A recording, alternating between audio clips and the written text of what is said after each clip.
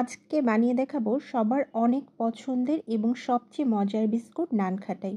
Butter না ব্যবহার করেই কিভাবে আপনি তেল দিয়ে এই বিস্কুটটি একদম হুবহু বেকারির মতো করে বানিয়ে নিতে পারবেন, সেই রেসিপি আজকে শেয়ার করব।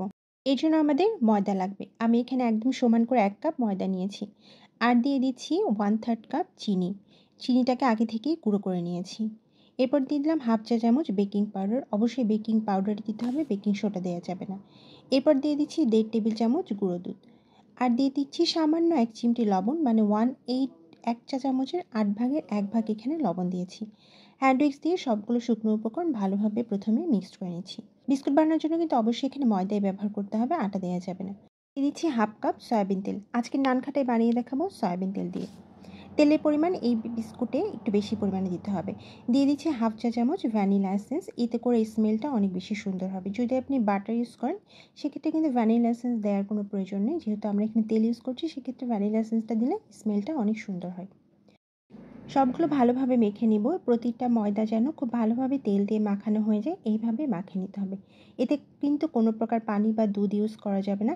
তেল দিয়ে ডোটাকে সফট করে মেখে নিতে হবে। যেন আমরা কিছুক্ষণ মেখে নেওয়ার পর এইভাবে একটু হাত দিয়ে গোল করে দেখব। যদি ঝরঝরে হয়ে ভেঙে না যায় তাহলে বুঝতে হবে ডো পারফেক্ট হয়েছে। যেহেতু অনেকটাই ঝরঝরে এবং তেল দেওয়ার পরও দেখা গেছে কিছুটা ভেঙে যাচ্ছে, যার কারণে এখানে সামান্য একটু ডিম ইউজ করতে হবে। একটা ডিম নিয়ে এভাবে চামচ দিয়ে ফেটে তারপর এখান থেকে 2 চা চামচ পরিমাণে ডিম আমরা দিয়ে দিব। ডিম দিয়ে আলতো হাতে এগুলোকে মেখে নেব। এটা কিন্তু রুটির ডোর মতো একদম অনেক বেশি নরম করা যাবে না। কিছুটা ঝরঝরেই থাকবে, যেন শুধুমাত্র আপনি সবগুলো এক জায়গায় করে একটা ডো করতে পারেন। এই ধরনের একটা সফট ডো হবে। এইরকমভাবে করার সময় যদি ডোটা আপনি না করতে পারেন, ঝরঝরে হয়ে ভেঙে যায়, তাহলে এর মধ্যে আরও 1 চামচ ডিম অ্যাড করে নেবেন। এই 3 চামচের বেশি কিন্তু ডিম অ্যাড করতে যাবেন না, কারণ এটা রাখার পর কিন্তু আরও অনেক বেশি নরম হয়ে যাবে। সবগুলো এক জায়গায় করে একটা গোল বলের শেপ দিয়ে এইভাবে রেস্টে রেখে দিব 10 মিনিটের মতো। বিস্কুট বানানোর সময় হাতে কিন্তু কোনো প্রকার পানি বা তেল কিছুই থাকা যাবে না। হাত ভালোভাবে পরিষ্কার করে ধুয়ে হাতটা একদম শুকনো করে মুছে এখান থেকে অল্প পরিমাণে নিব, মানে 1 চামচের একটু বেশি পরিমাণে নিয়ে হাত দিয়ে চেপে এগুলোকে গোল করে হাতের তালুতে নিয়ে এইভাবে চাপ দিয়ে একটু পাতলা করে নিব এবং তারপর 4 সাইডটা আঙুল দিয়ে চেপে চেপে সমান করে দিব।